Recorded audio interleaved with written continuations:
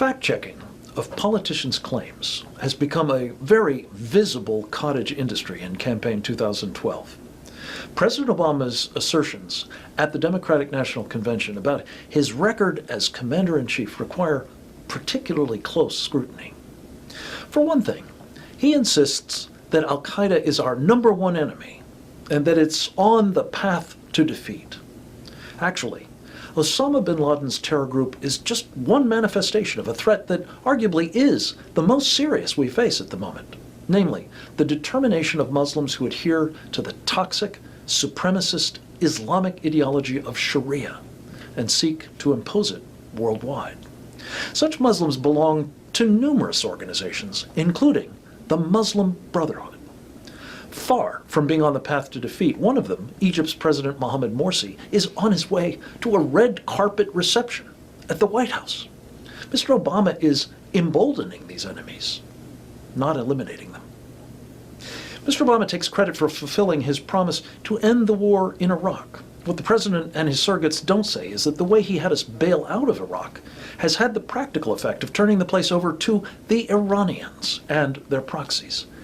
That has emboldened the mullahs, encouraged bloodletting inside Iraq, and facilitated Iranian operations in Syria aimed at propping up the mullah's client, Bashar Assad. That's bad enough. But President Obama has also made matters worse, much worse, by enabling the Iranian regime to complete its acquisition of nuclear weapons and to add insult to great injury. He now claims that the world is united against Iran's nuclear ambitions. Tragically, the closer Iran gets to the bomb, and it is getting very close to having at least one, the more we're going to see nations refusing to isolate it. For example, look at the delegations from 120 nations of the non-aligned movement, including Egypt's Mohamed Morsi and the UN Secretary General, who were in Tehran paying court to the Iranian regime just last week. The president also asserts that we've blunted the Taliban's momentum in Afghanistan, and in 2014, our longest war will be over. To the contrary, Mr. Obama is now working towards our surrender of Afghanistan to, among others, a resurgent Taliban. He proposes to lubricate the deal, making it even worse for America, by releasing 5 of the Taliban's top leaders from our prison at Guantanamo Bay. As a result, we are now looking at the prospect that the people who attacked us on 9/11 and their allies will be able to do so once again from Afghan soil. Mr. Obama declared that so long as I'm commander-in-chief, we will sustain the strongest military the world has ever known. In fact, he is presiding over the most serious hollowing out of our armed forces since Jimmy Carter's presidency. Even his own Secretary of Defense, Leon Panetta, has warned that the devastating next round of Pentagon budget cuts the president is insisting go into effect in January will be a catastrophe. In addition to the harm those cuts will do to the ability of our men and women in uniform to provide for our security. As a recent study by the Center for Security Policy demonstrates, these so-called sequestration cuts will eliminate over 1 million, mostly highly skilled and highly compensated jobs, and cause severe economic harm to communities across this country. See what will happen to yours at forthecommondefense.org.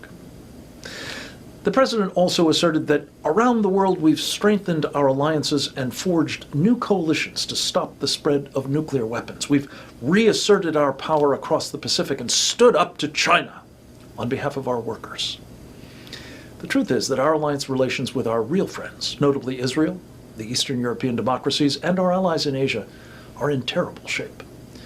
Far from standing up to China, the Chinese are increasingly standing up to us. Just ask Hillary Clinton, who was treated with contempt during her visit there last week. We are seen as unreliable, submissive to freedom's enemies, and unwilling to provide the necessary leadership in their regions or globally. And if you treat your enemies better than your friends, you will inevitably have a lot more enemies and a lot fewer friends. That will be especially true if the world sees President Obama spending a phantom peace dividend on various domestic initiatives. They'll know he's using resources America needs to modernize and maintain a military capable of deterring aggression and defeating it if deterrence fails. They'll be doubly alienated that he is doing so at a moment when there is less and less likelihood of peace in their neighborhoods. The future of America depends on an informed electorate. These are the facts about the condition of our national security. I urge you, take them aboard, share them with your family, neighbors, and colleagues, and use them in making a thoughtful choice in November. There's more such information at securefreedom.org. Please check it out. This is Frank Gaffney. Thanks for listening.